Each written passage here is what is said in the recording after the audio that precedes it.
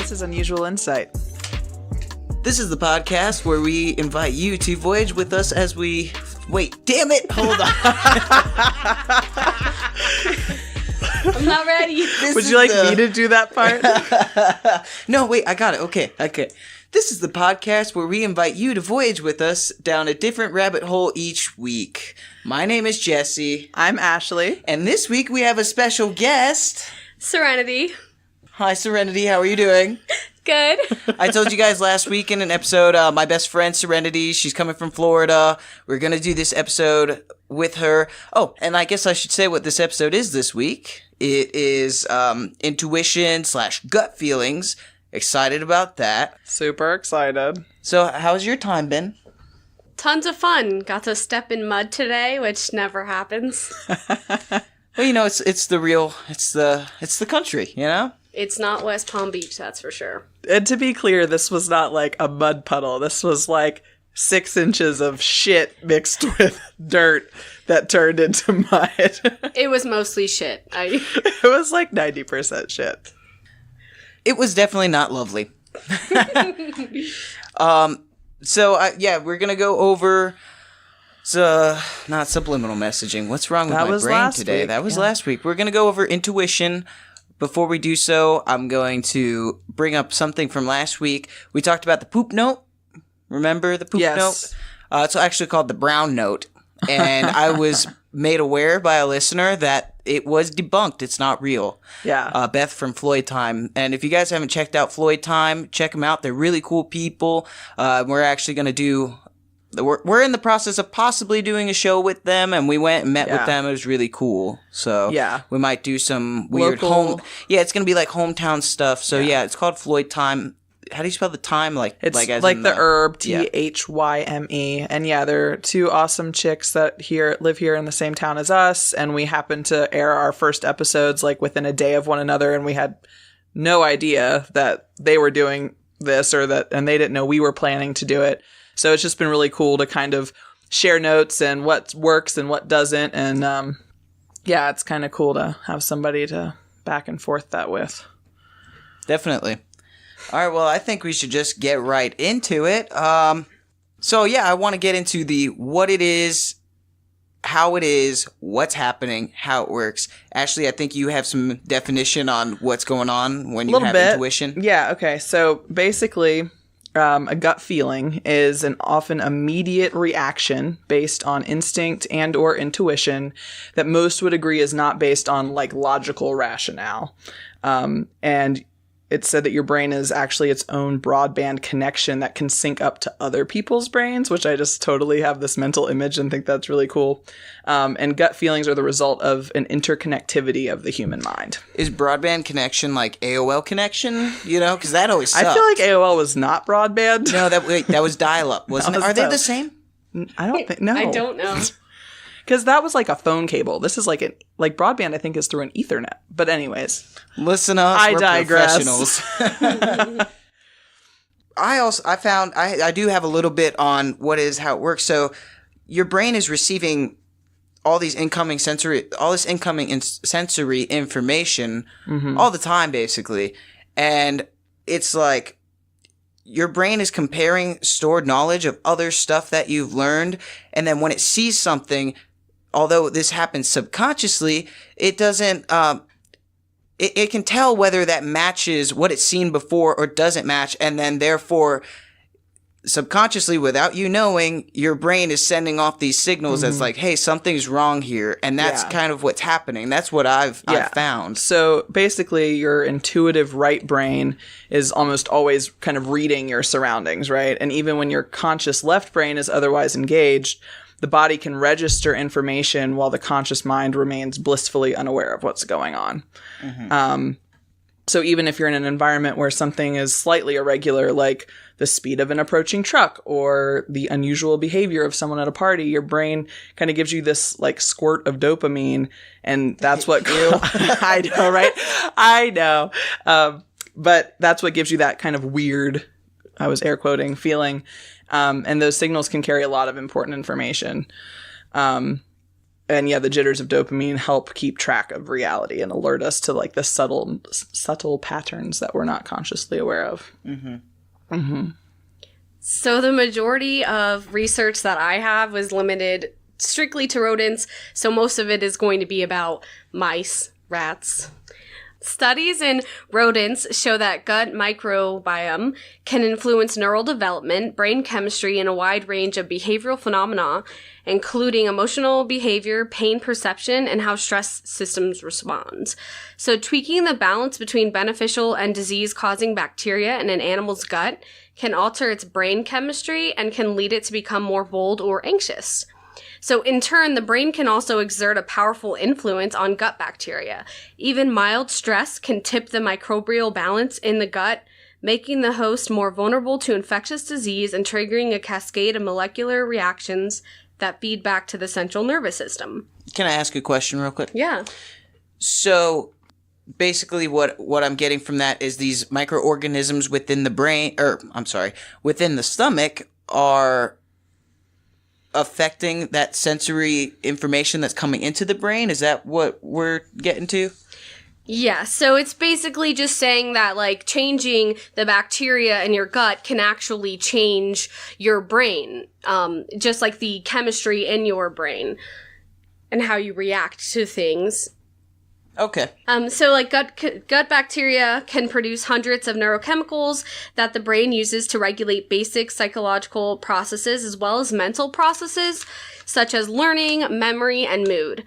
For example, gut bacteria manufactures about 95% of the body's supply of serotonin, which influences both mood and GI activity. That is crazy. I did not know that. That is like the body's serotonin. So that comes from the gut? You're saying? 95% of it is from the gut. And this is like just specifically for mice, or do you think that rolls over into people? I know that there have been some studies on like serotonin with humans as well, but most of the research right now is just limited to rodents. Okay. So they haven't like said for sure. So what's crazy is because they did an experiment basically where they took like shy, timid mice. They gave them antibiotics to alter the composition of their gut bacteria. And once they did that, those same mice became more bold and adventurous. But when the antibiotics stopped, they reverted back to their more cautious, timid selves, and their brain biochemistry also returned to normal. A single bacterial strain can also change a mouse's behavior. So a single strain. So that's crazy. So without their antibiotics, with their antibiotics, which was killing the microorganisms in the stomach, right? They then basically didn't have an intuition. So it wasn't killing, it was just changing it. Altering so it. it altered it. So basically it's just they were normally they were like shy rodents that didn't really do anything, and then went and like basically like put in front of a maze. And they were like shy, they wouldn't go near it, like cautious of it. But then they that's kind of like their intuition, right? That because a mouse is to be cautious, just how people are to be cautious in certain situations. Yeah, so when they were giving them antibiotics to change it, what happened is that they became more courageous and they were more willing to do stuff that they wouldn't before. But as soon as the antibiotic stops, they reverted back to their regular selves. So my question then turns into, what happens when you give people antibiotics? Does that influence their system? I mean, if it does in mice, and I don't know about other animals, but possibly other animals, wouldn't it be a similar thing for most mammals then? If it alters the bacteria in their stomach, yeah. I mean, I think you could assume that. Because, like, one working theory that they did mention in, like, the article that I found was that they were thinking, like, probiotics could treat mood and anxiety disorders, like, within your gut. Like, taking probiotics regularly could actually influence your mood. And how you're in your behavior. Well, and as well as just like very simple dietary changes, eating more leafy greens, less of certain things, you can very much alter your mood and thus, your ability to, I guess, kind of how you process the world a little bit. That's very cool. Do you have more on that? No. No, that's super cool. I never even thought about it in that sense almost. I always thought about it as it's more in the brain, and just because the brain is used to a certain thing, and like I said, you subconsciously see something that's off, and then you get used to that. But it's crazy that the organisms in your stomach can change that. That's nuts. It's crazy what the body can do. It really is. I have a little bit of research on, what I call like the literal gut feeling, which is that like kind of feeling like you need to poo when you get nervous. That's what I associate it with. And so while it doesn't directly relate to like the bacterial levels of the gut, like your stuff did, it does talk about basically the gut and how it's really our second brain or our intuitive brain. And it's a relatively common place to physically feel your intuition because the intestines house the enteric nervous system, which actually has its own reflexes separate from the brain and spinal cord, which are part of the central nervous system. But there's a primal connection that exists between our brain and our gut, where there are hundreds of millions of neurons connecting the brain to the enteric nervous system, which is even more than the neurons connecting it to the spinal cord. So it's kind of like this super highway between the brain and GI system, and they call it the brain-gut axis. And it provides constant updates on the state of affairs between the two. So when you're stressed, your gut knows it immediately. Say you're going along your day normally and you kind of become aware of the sinking feeling in your stomach. That's your brain-gut connection. It's your brain letting you know that something's just like not okay. And sometimes we're aware of like our surrounding stresses or turmoil, but more often it's our subconscious alerting us of something that's not obvious, and kind of like putting our guard up for us. Yeah, and connecting that back to my research is interesting is because it said like even the smallest bit of stress could change the bacteria in your gut. Right. So then it sends that shock basically to your brain, like something's not right. Well, it's really amazing to me just how everything in the body is so interconnected. And, you look at cortisol levels, from stress and how that affects your weight. And, it just all has so much to do with everything. With my weight? Okay. Are you stressed out, baby? And then there's some other actual physical sensations that you can have associated with gut feelings, both positive and negative. Some of the positive and affirming instincts are often accompanied by a sense of warmth, ability to breathe more easily, sharp clarity of hearing or vision, a wave of goosebumps, tingles or fluttery sensations, relaxation in the gut and shoulders, and then some of... And I'm sorry, that's during what time? That's just physical associations from gut feelings. So like you're instinctually aware of something, but these are specifically positive. That reminds effects. me, that makes me think of the parasympathetic system. They call it the feed or breed system versus the fight or flight system. Okay. And I bet you they're both very interconnected. But it's basically the same thing, the parasympathetic system. All those things happen, plus some other stuff. But That's cool. Well, it kind of reminded me of like when you like someone and you have like butterflies in your stomach, like, and that's a gut reaction. You're like, you really like, you're just like something about that person makes you feel like weird in your tummy. So yeah, totally. In your tummy, in your tummy, in your tum tum. And then some of the negative or like warning instincts would be icy cold hands and feet, or an overall chill, which I'm like, my hands are always cold, so I don't know if that applies to me, but twinging or clenching pain in your gut or chest, nausea or acidic feeling in your stomach. You have a lot of those things. Your intuition's always going crazy. It really is. A sense of being on high alert, fatigue or loss of energy, and an onset of a headache even. Okay, but that also sounds like you're dehydrated. But yeah, sounds like a lot of stuff. Drink some water. Right. Can I get in here real quick? Do it up. So I just literally have it's like a 3-word sentence on this, but I found that there was a new way to measure intuition. Wow, I wish my brain would work.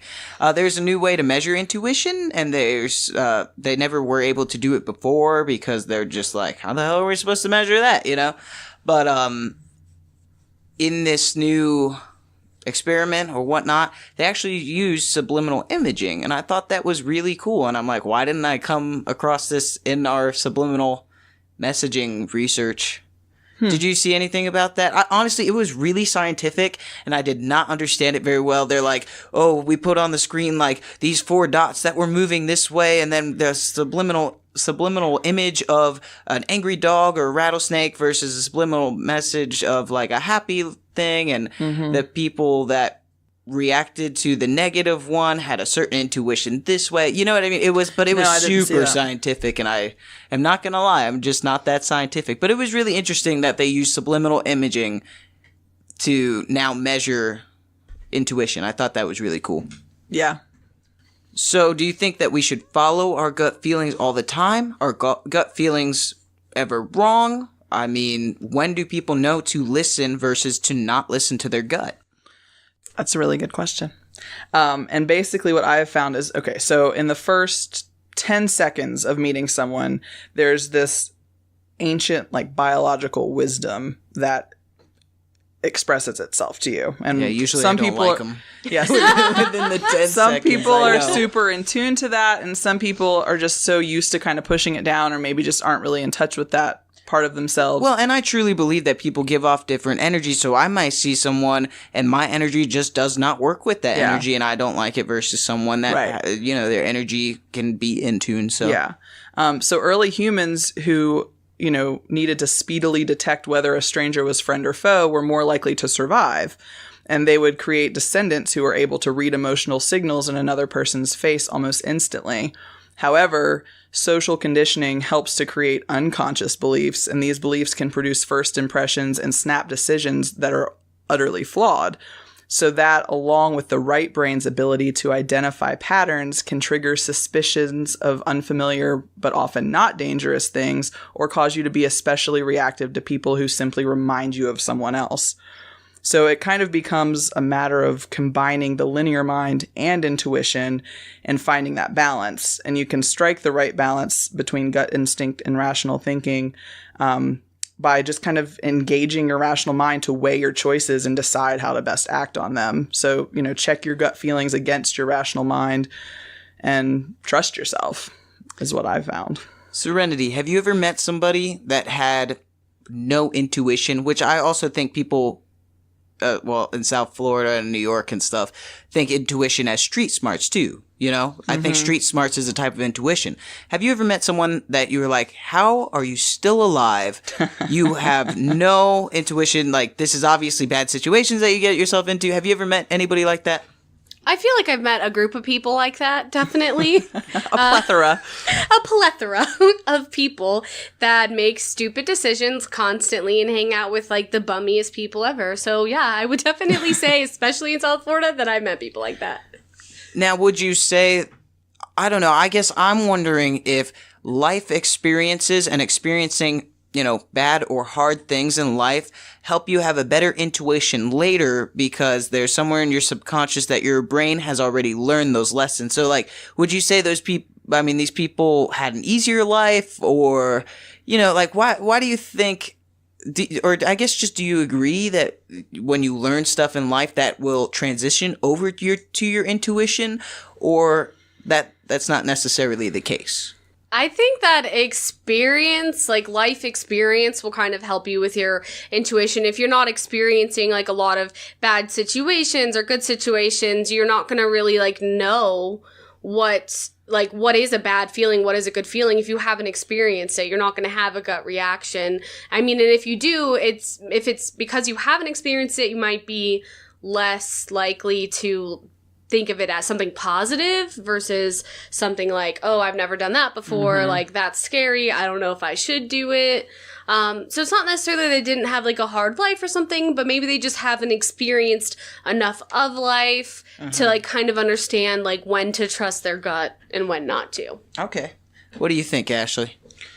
I think that generally, of course, just like the thing I was just saying about, like ancient times, people were needing to very much go off of their instincts to trust people and make those like split-second decisions about whether to run or to fight or, whatever the reaction needed to be. I think there's so many variables that go into a gut feeling. It's not like, oh, this person is given me a bad vibe necessarily. It could be that there's something in the air that you're smelling that subconsciously reminds you of a negative experience in your life. You know what I mean? It could be the cologne that they're wearing or a song that's playing. You know, there could be a dog barking and you could, just like you were saying with the subliminal messaging, like you have a fear of dogs or something. Like, I think that your surroundings have so much more to do with it than the person or the idea itself. So, I mean, sure, if someone reminds you of someone that you had a bad experience with, I definitely think that's bound to affect you. But I also think that you have to really kind of, like I said before, check in with yourself.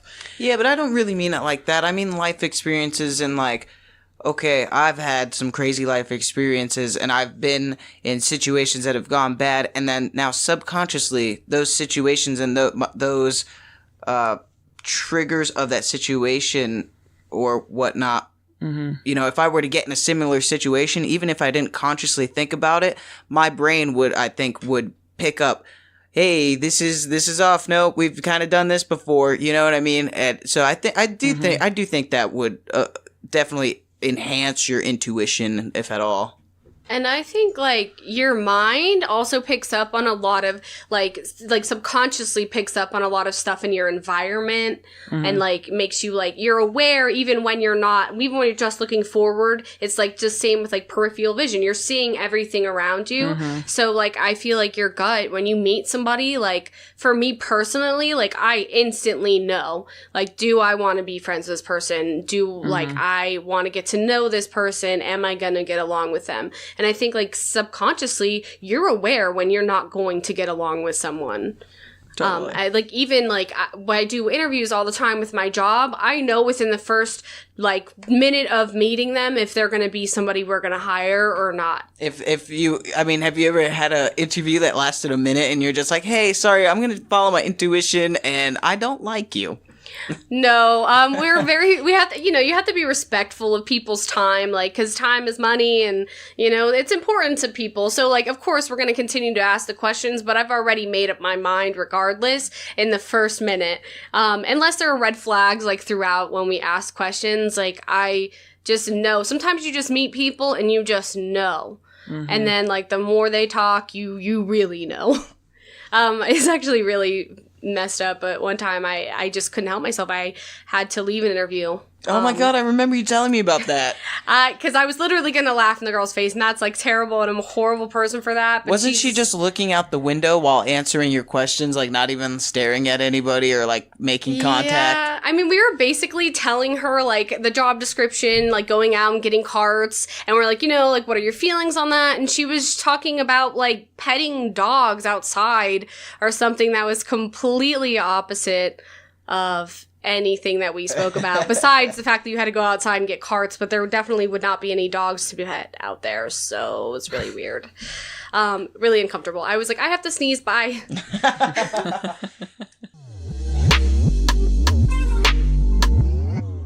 Okay, this is now story time. I have a couple of stories of people's intuitions that come into play, and they had this feeling, and it turned out to be right. But before I get into any stories, I was actually talking to Serenity about this today. I didn't want to, but it just came out. There's a lot of women who actually met Ted Bundy in different points, different parts of the state, and had this intuition about him as he pulled up in his car. And, Ted Bundy was really charismatic, and he usually was like, oh, hey, I'm looking for directions to here, or he was trying to be nice and give a woman a ride or this and that. And there's multiple women. If you read Anne Rule's book on Ted Bundy, the whole first chapter is about all the women that messaged her afterwards. I say message, but, it was the 80s. When they sent her mail. Is that messaging? Letters. They sent her letters. Is that technically messaging still? I mean, I don't think it was called that. Okay. They sent letters being like, oh, yeah, Ted Bundy came up to me. It was a man in a tan, green buggy who was very handsome and blah, blah, blah. And he tried to get me to get in the car. Yeah, a VW buggy. Oh. That's the car he drove. Because he drove that car specifically because you could... Yeah, I guess I call it a bug. I've never... but yeah, a punch buggy. That makes sense. He drove that car specifically because you could take out the right passenger seat. You could take it out, and he would put like people's bodies in there and tie them up. That's specifically why he drove that car. But yeah, tons of women that they were like, oh, he was really nice, but I just got this weird feeling and I ran away. Like tons of them. And it's freaking awesome. And I know Ted Bundy's kind of like the thing to watch right now because of the TED tapes, which I was also talking about, that I don't like the idea of that. You don't like the idea of TED tapes? Mm-hmm. Because I don't want to hear his story. Mm-hmm. He's a murdering piece of crap. I feel like it's kind of celebrating and a rapist, a horrible person. You know what I mean? No, I want to hear the women's stories. How about women tapes? It pisses me off that like people are capitalizing off of that. No, like shit. Freaking empower the survivors. You know? Yeah. But anyway, I'll get into some stories. I have some stories of like straight up intuition, and then one that kind of gets into the psychic abilities. I don't know if that's the same, but I threw it in there, psychic intuition. So I'll start off with the first one. There was a van in Jacksonville, Florida, actually. It's always in Florida. He's driving down the road on I-95, which is I-295 up in Jacksonville. But he's driving down the road. He sees two women. They look, battered. They look like they just got in, they're leaving their husbands who were beating them, something. Like, got beat up at a bar. They look rough, and they're trying to hitchhike. So this guy pulls over, and he's gonna let them in, gonna hitchhike. And as he watches the women, his brain starts picking up on those subtle cues. He said, oh, they kind of gave each other this look that I couldn't read, and seemed a little nervous while walking up to the car, and this and that. And he's like, as they got closer, I just had this feeling in my stomach. It was so strong. It was like a weight pushing everything down on me, blah, blah, blah. And so as soon as they get up to the car, he takes off. He drives off. Like, their hand is on the handle, and he's like, nope, not today, and drives off. And he said afterwards he felt so bad. He was beating himself up about it. It's like, man, those women probably think I'm the biggest asshole. Well, those two women, then actually the next person that picked those two women up got murdered. And then later on in the week, the guy saw those women's pictures on the news, just the drawings, the sketches. I have chills right now. And those women, one of those women was Ali Warnos. Do you know who that is? Do you know the movie Monster? Oh, yeah. She was the serial killer that the movie Monster is about. Oh, shit. Okay. Yes. So he had this crazy gut intuition, listened to it, avoided being serial killed. Killed serially. So that's crazy, and it's in Florida. Which is typical. Yeah, but it's usually Florida man. But now it's Florida woman. Florida ain't care about sex. Florida women. Women, yes. And Florida women are crazy too. Second story I have, there's a 15-year-old girl. She's leaving her friend's house. She's walking up to her house. It's a snowy day. It's dark, 15. She's probably coming home 8 o'clock or whatever. Her parents aren't home. It's a little weird, your 15-year-old kid, but hey, she's old enough. I remember being home alone all the time. No, I was home alone. I just think about, I guess I just think 15, and I'm like, God, that's so young, there's a baby. But, I mean, I don't know. When I was a younger person, like, I feel like I had a lot more freedom than, like, these kids today. You know what I mean? I don't know. Like, I was, like, 9 years old, and my dad would let me walk, like, 4 blocks to 7-Eleven and like get stuff or go walk downtown in Harper's Ferry. Now, granted, it wasn't Florida and it wasn't a big city, but yeah, I feel like from the time I was like 10 on, I didn't have to be like babysat. Oh no, not in Florida. My mom would not even let me walk to school.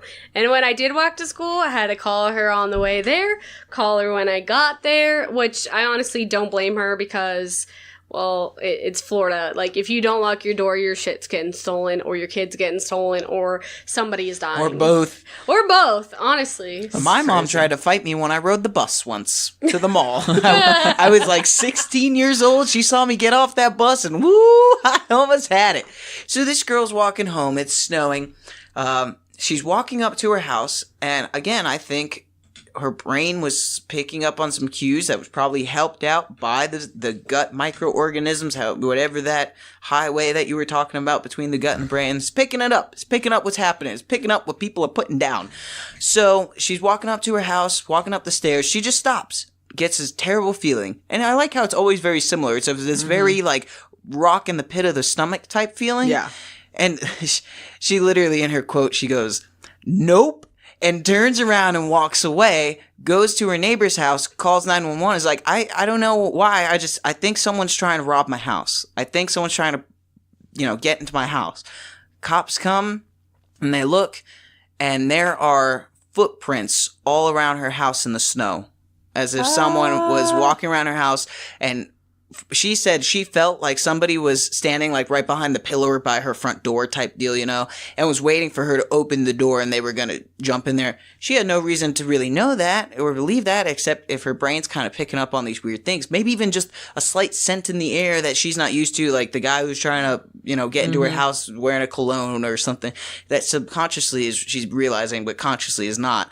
And so, yeah, but how funny, the guy who's waiting up there and just hears this 15-year-old girl, nope, and turns around and walks away. He was probably like, what the hell? How'd she see me, So I thought that was really cool. Or maybe she saw him in her peripheral vision as well. It's possible since she was already on the step if he was behind the pillar. Mm-hmm. I don't know exactly which step she was on, but I mean, totally. She could have, seen him and not known. Or I said node. I know. I was like, did your D just get, or your N just get real like nasally, or she did not node that. I don't know this. So yeah, I thought that was really cool. There was a psychic who, in her car, she was listening to the radio, and on the radio they said they were looking for a dead person or a missing person here, and she was just like, no, that person's not there. And she called the cops and was like, I really think this person is here. And she didn't know she was psychic. She actually says she's not psychic.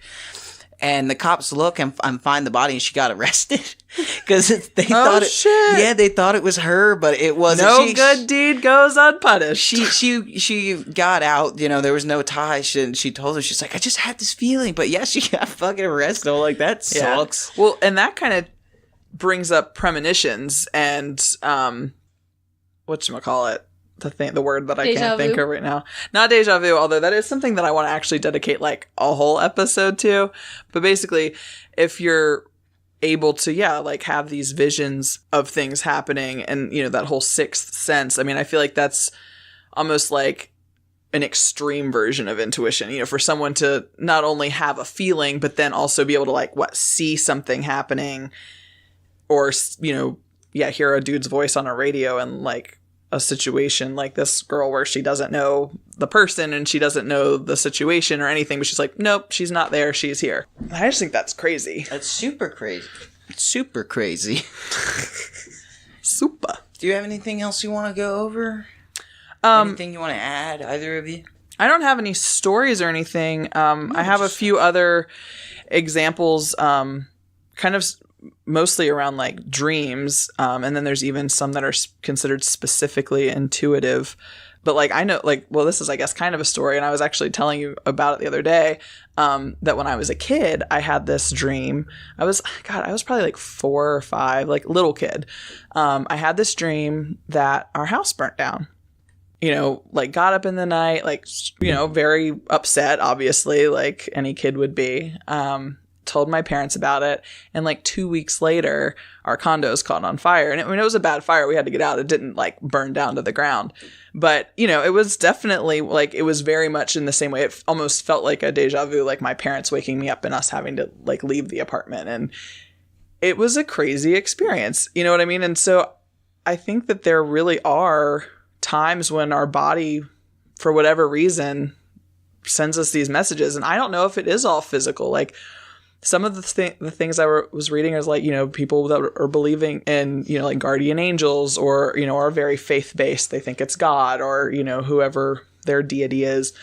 I didn't really go down that rabbit hole as much because that's just not typically. I know. And it's so hard because just like everything in our body is so related, everything in our life is so related. I know there's one over there too. Sorry, guys. We're being surrounded by stink bugs. They're moving in. Anyways, just like everything in our body is so related, everything in the world is so related. And so, we start to go down these rabbit holes, and it's one thing leads to another thing, leads to another thing. And at some point, you just you can't cover everything. Yeah. And you have to kind of we're gonna try. Stick to your focus. Just not today. One episode at a time we're going to try, but we can't just, do this thing the whole time. Like every week we're saying like, oh, it'll be 30 minutes. And it's like 2 hours later before we cut it. This one will probably end up around 45 minutes. Yeah. But so, yeah, a lot of people do have strange dreams that can kind of feel prophetic and ultimately end up being a premonition. You know, a lot of times you'll hear people say that they'll dream of someone that they haven't seen in a long time. And then, you know, the next day they run into them at the coffee shop, or, you know, that long lost aunt calls you on the phone and you haven't talked to them in forever. Mm-hmm. And then with intuitive dreams, those are the ones that are often kind of a result of like a reoccurring dream, like where your dreams are trying to communicate something to you. And I've never had a reoccurring dream, and I don't know why, but it just seems so creepy and weird to me. I never heard someone that had a good reoccurring dream. You know what I mean? Uh-huh. It's always been like this crappy, like, yeah, this thing happened and then I fell from a building and then I woke up. It's like, I don't want to have that every night. No, thank you. I had a reoccurring dream when I was a little kid, which I also want to do a whole episode on dreams, so I don't want to go down that too much right now, but I did fall off a building in that dream, but then I like feel like I'm being picked up and then dropped again, and it's really weird.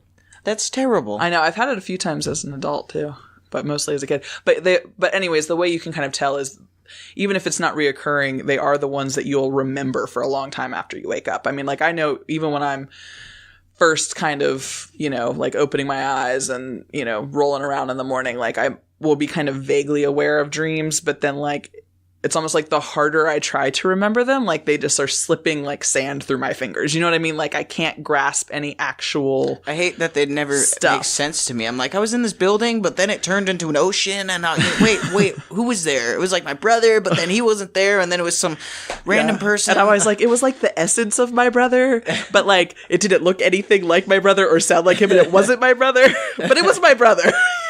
And then just specifically women's intuition, which is something we all always hear about. And I'm wondering, like, is that still a thing? Like, I feel like... With children, I think so. Oh, absolutely. Definitely with your kids. I think that... I don't know. I mean, I guess, yeah, it falls into that intuition category, but it is also just that you're so connected to your kids. I mean, like, you know how it is. Like, I can sleep through anything, but if my child is, like, breathing slightly weird, I'm like up and in there in a second. But I also feel like in general, men are becoming more outwardly comfortable with their sensitivities. And I'm like, well, is it really that it's women's intuition, or are we just kind of more open to that stuff and we just talk about it more? Or is it something that we actually like just have a stronger ability of? I think possibly some men have, you know, that tuition, women's intuition, I guess. I mean, you saw that video of the guy who's like sleeping on the couch and his baby's playing and he's sitting next to his wife, and the baby goes to fall. Yeah, the baby goes to fall and he's like sleeping, and in his sleep he like puts his arm out and grabs her right before her head hits the ground. Yeah, that's crazy. That's definitely like, you know, something. I agree. I also read that because women are connected to the cycles of the moon, that strengthens our intuition because the moon has a strong link to understanding and knowing. I just rolled my eyes so hard they almost fell Did you straight out of a muscle? Freaking orbitals. Well, you know, I just had to throw that in there as any true Floydian would. Of course. Yeah. I heard a weird noise. I'm having some intuition. It was a little drip drop. Drop top. So, for all of you folks that are listening and maybe are feeling like you would like to strengthen your intuitive powers, I actually have a few things that are, I thought, kind of interesting. So it is totally within possibility to improve your power of gut feeling. And it's like anything, practice. So, you know, put down your phone and engage with the world, because I feel like that's part of it. You lost all the or not I know. What's the next generation? I don't know. If you can bear it, put down your phone. I'm on my phone a lot. I'm not judging them. I'm just saying if you want to strengthen your intuitive power, you got to do this. And actually people watching, which we all know is one of my like absolute favorite things to do. That's why we're so good at it, from going to Walmart. I know. Who wants to watch the people at Walmart? Everyone. Have you ever watched the people at Walmart? They're free and great entertainment. Oh my God. Okay. So basically, yeah, sitting there, you know, picking a public place, like, you know, outdoor coffee shop or something like that, and just watching the people go by, watch the small little gestures and mannerisms, and all of those little details, paying more attention. And then they actually recommend kind of keeping a journal and jotting down. That's creepy. Jotting down like journal entries about other people? No, this is like another thing. Oh, okay.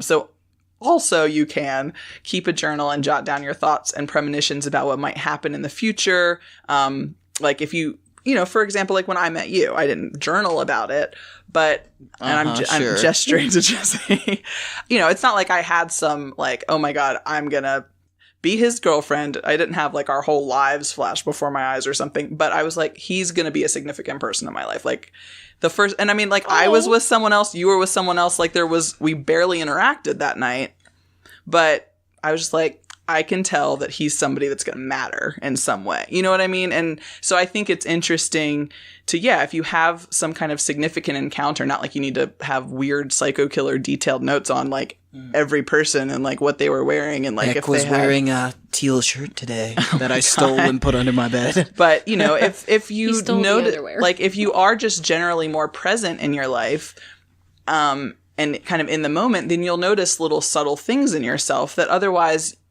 you just would, not even pick up on. And when you have those feelings, a cool idea is to kind of make a little note so that you can then kind of check in and be like, is that a thing that ended up playing out the way I thought it would or not? And a lot of us do dismiss our gut feelings as paranoia or overthinking. And I have a quote here from Albert Einstein, which says, "The intuitive mind is a sacred gift and the rational mind is a faithful servant. We have created a society that honors the servant and has forgotten the gift." And I thought that was really cool and true. It's beautiful. That came up as a Facebook ad for me. Did it really? Literally like 2 days ago. Ew, that's weird. I don't like it. Well, it was not a Facebook ad for me. It was intuition. like... It was implanted in one of the articles that I was reading. I think it's because I was Googling the articles, and so, it showed up as, like, an ad thing. Right. Because, like, Facebook spies on you. Can I talk about my favorite place to watch people? Yes. Is it Walmart? Because you've mentioned that. That is a really great place, too. But no, in their cars. I know that sounds creepy. I'm not in their cars like at a stoplight, like when they're like picking their nose and they don't know that you're watching. People feel so comfortable in their cars. They forget they're in public. I swear it. It's like there's not windows surrounding me. I'm in my own little box. So I thought it would be kind of fun, since love is the trending topic in February. Happy Valentine's Day. To add a little something. It's like my Cosmo column equivalent. So when you're poised to make a big decision, like choosing your life partner, person, lover, person, I don't know, whatever you call them, research supports that you're best off deciding from the gut. When exploring the cognitive mechanisms of decision making, it's actually recommended that you think less about choices that you care the most about. Now, that sounds a little crazy, maybe even counterproductive, but the rational mind is really only suited to limited, concrete choices. Like when you're deciding between two brands of car insurance and there's only a couple of relevant factors involved, the prefrontal cortex can weigh the comparative rewards of each and come to a result. Easy breezy. But there are so many factors involved in a complex decision that the limited space in the prefrontal cortex gets overwhelmed, and in that state becomes the wrong part of the brain for the job. So several studies support the wisdom of emotional decision-making in the realm of big choices and say that it allows you to connect with people on a heart level. It allows you to more deeply experience your life. It allows you to find relationships that resonate for you instead of putting such strong focus on what looks good on paper. And basically using your intuitive brain in these situations will almost always lead to choices that are more fully satisfying and dramatically improve the quality of your life. That's really cool. I like that. Yeah. Like, so, okay, after all of this, where do we stand? I feel like it's not an opinion. Maybe, like, intuition's real. Well, I feel like a lot of people will kind of judge you for... I don't know if they judge you, but kind of, you know what I mean? Like, I feel like they associate being intuitive or, like, overly emotional with, like, being kind of a little fairy child that's just, you know, frolicking through life or something. You know what I mean? Like, there's, like, real deal, like, street smarts. Like, don't go down this dark alley. There could be, that's just common sense, which a lot of people don't have as well. Exactly. And so, drawing that fine line. But I think that we could all benefit, like I was saying, in practicing these things, like from just connecting more with the world around us. And that ultimately living more intuitively kind of demands that authentic lifestyle. And I'm about that. I think that people are more passionate when they're in touch with those parts of themselves. And I think that it's important that we trust ourselves. And I think that's another thing that oftentimes we just kind of feel pressured by work, by our social relationships to kind of do things that we don't necessarily want to do. And we don't want to feel like I've literally had my mom change our flight because she had a bad feeling when we were supposed to be flying back from Albany down to Birmingham, Alabama, and put me on a train for 3 days because she had a bad feeling about it. And while nothing happened to that plane, like, my grandparents totally made fun of her for doing that, and it seemed pretty drastic. And I just think that it's important that we allow ourselves to feel. And I think that feeling in general, just, I don't know, it's like we're all expected to be robots sometimes. On that note, My Favorite Murder, which is one of my favorite podcasts, they always say, women, don't be polite. You don't feel like you have to be polite, because women are taught, you have to be nice, you have to be polite, you have to be this, you have to be that. If you have a gut feeling that something's wrong and something is weird, be a bitch. You'd rather be a bitch than get murdered or have something bad happen to you. You don't have to be polite to that gentleman. You don't have to be polite to that woman. You don't have to go help them with anything. You do not owe anybody anything at the end of the day. Keep yourself safe. Yeah. And I think in a world where we have such little control, it's important to own your choices. And the only way that you can do that is by making the ones that feel right to you, because that's really all we have. All right. Well, thank you guys for listening to this week's episode. Hopefully you liked it. And if you did, go ahead and rate, review, subscribe, share with your friends too. We want more people to listen and enjoy if you're enjoying.